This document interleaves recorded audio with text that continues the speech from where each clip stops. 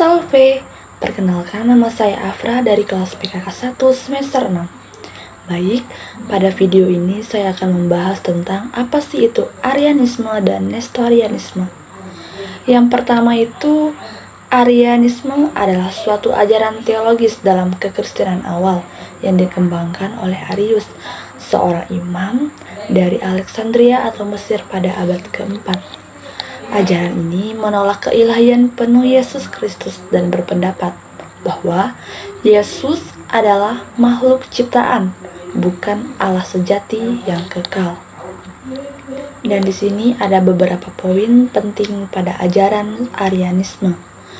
Yang pertama itu, Yesus diciptakan oleh Allah Bapa sebelum segala zaman, yang artinya ia tidak kekal bersama dengan Allah Bapa.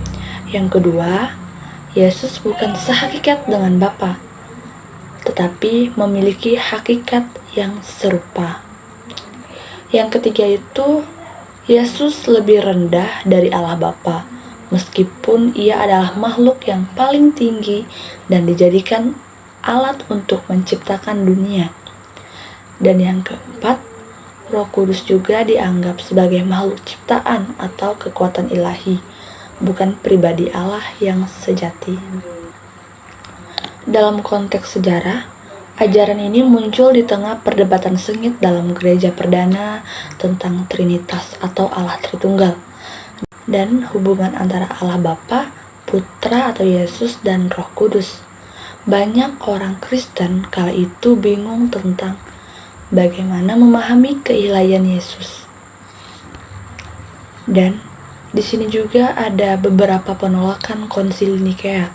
Yang pertama itu, tahun 325 Masehi diadakan Konsili Nikea I, sebuah pertemuan besar para uskup dari seluruh kekristenan. Yang kedua itu, dalam konsili ini, Arianisme dikecam sebagai ajaran sesat.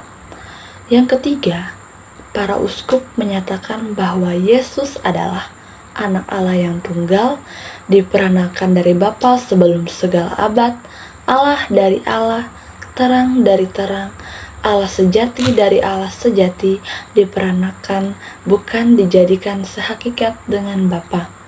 Dan yang keempat itu, pernyataan ini kemudian dimasukkan ke dalam Credo Nikea.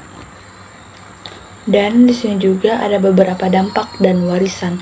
Yang pertama, meski sudah dikecam, ajaran Arianisme masih bertahan selama berabad-abad, terutama di antara bangsa-bangsa barbar seperti bangsa Visigoth, Ostrogoth, dan Vandal. Yang kedua itu, Arianisme akhirnya menghilang dari arus utama kekristenan setelah abad ke-7. Yang ketiga itu, kontroversi ini juga mendorong gereja untuk memperdalam doktrin Kristologi dan Trinitas. Dan yang selanjutnya itu Nestorianisme.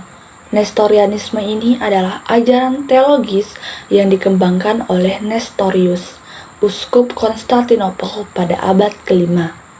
Ajaran ini menekankan bahwa dalam pribadi Yesus Kristus terdapat dua pribadi yang terpisah, satu pribadi ilahi atau anak Allah, dan satu lagi yaitu pribadi manusia atau Yesus dari Nazaret. Di sini juga ada beberapa poin penting dari ajaran Nestorianisme.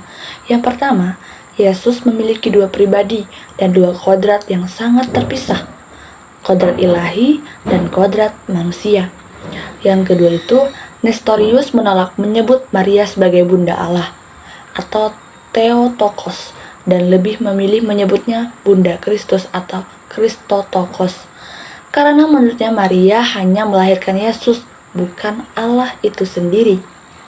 Yang ketiga, menurut Nestorius, persatuan antara kodrat ilahi dan manusia dalam Yesus hanyalah persatuan moral atau kerjasama, bukan persatuan yang hakiki.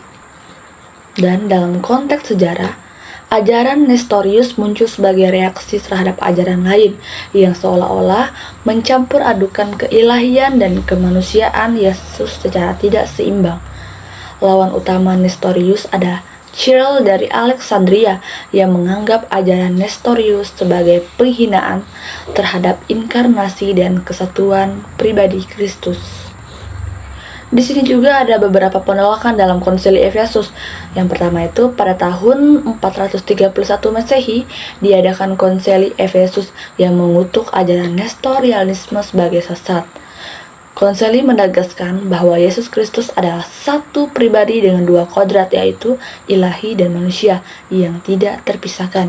Yang ketiga itu Maria diakui secara resmi sebagai Theotokos atau Bunda Allah karena pribadi yang dilahirkannya adalah Allah yang telah menjadi manusia. Dan di sini juga ada beberapa akibat dan perkembangan selanjutnya. Yang pertama itu Nestorius dan para pengikutnya diusir dari wilayah Kekaisaran Romawi Timur dan mereka menyebar ke wilayah Persia, India, dan bahkan sampai ke Tiongkok. Gereja yang mengikuti ajaran Nestorius dikenal sebagai Gereja Timur Assyria atau Assyrian Church of the Age. Meskipun dianggap sesat oleh Gereja Katolik dan Ortodoks, Nestorianisme tetap bertahan di beberapa komunitas Kristen Timur hingga kini dengan pengajaran yang telah berkembang lebih moderat. Baik, mungkin itu saja pembahasan dari saya.